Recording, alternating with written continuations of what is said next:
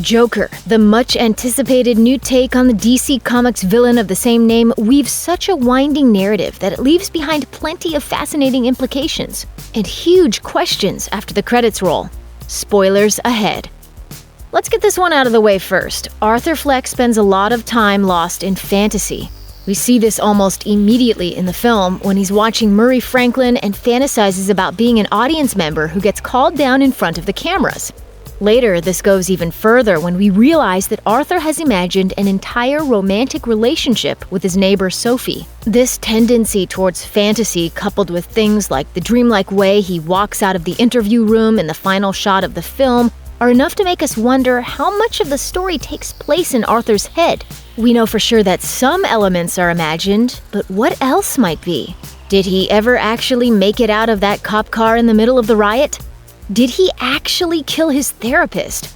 Was he even perhaps in the asylum the whole time? It's hard to be certain, but the rest of these questions rely on at least some of these events being true. Arthur Fleck's life is unraveling from pretty much the moment Joker begins, but things only get worse when he learns that his mother, Penny, believes that Thomas Wayne, her former employer, is Arthur's father.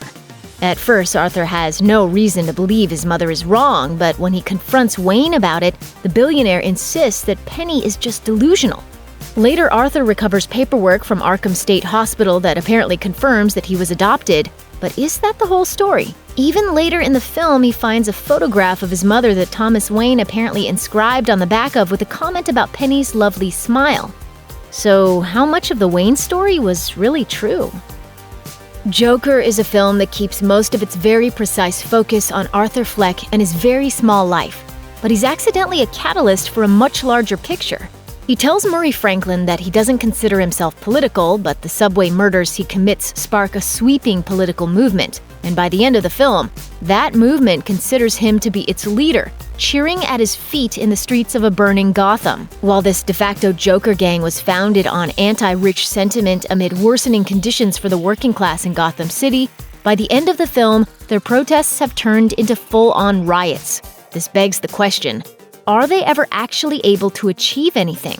Does the murder of someone as important as Thomas Wayne drive them back into the shadows, or do they become more active than ever? A key subplot in Joker follows Thomas Wayne's campaign to become the mayor of Gotham City and his criticisms of the demonstrators who revered the subway shooter. Wayne is portrayed in the film as a powerful, blustery man who happens to be sitting atop the powder keg that is Gotham City politics, and he's more than just a little oblivious to the lives of the less fortunate. But no matter how out of touch Thomas Wayne is, why on earth would he take his wife and young son to a movie theater in the middle of Gotham on the night of a planned protest against the rich? And even if he did want to take that risk, why didn't he at least have a driver waiting to escort them out? Whether courageous or just clueless, it seems like a really bad time to go to the movies when you've got a perfectly good mansion to chill in. There have been many similar versions of Batman's origin story, but they all involve the death of Bruce Wayne's parents, whether they're gunned down by a random mugger or a guy specifically named Joe Chill or Jack Napier. In Joker, the Waynes are killed by a random clown-masked rioter who happens to have a gun, but there's no way Bruce Wayne won't later learn that the whole ordeal happened because of Arthur Fleck. With that in mind, is Batman's eventual mission to fight crime cast in a different light? It's no longer just crime that killed his parents. It's the violent movement surrounding Joker. In this world, does Bruce Wayne still become Batman, or does his mission change? Will he focus on Arthur Fleck exclusively? And if he does become Batman, how does knowing what he knows about Arthur change him? Arthur Fleck is at first reluctant to embrace the violence within him, but by the end of Joker, the dam is clearly broken. All I have are negative thoughts. Arthur is no longer interested in holding himself back, from killing Murray Franklin on live TV to murdering the therapist interviewing him at Arkham. As the film ends, Arthur's potential escape is left up in the air. Because he's the Joker now, we can reasonably assume that he did manage to get out of Arkham that day and is on the loose again after the credits roll. If that happened, what's his purpose now? Who does he go after next?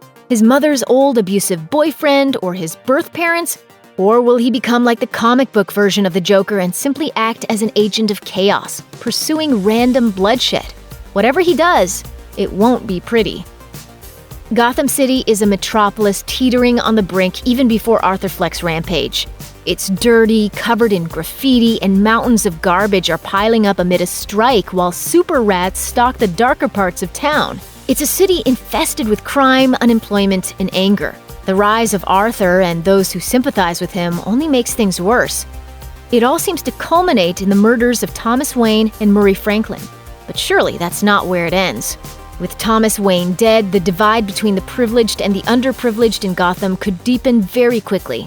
The police could crack down even harder on people who don't deserve it, and the Joker gang could respond with even bigger, more violent riots. The city is on edge, and it won't have Batman to come to the rescue for at least another decade. So what does Gotham do? How does it cope? There's no easy answer. Check out one of our newest videos right here. Plus, even more Looper videos about your favorite movies are coming soon. Subscribe to our YouTube channel and hit the bell so you don't miss a single one.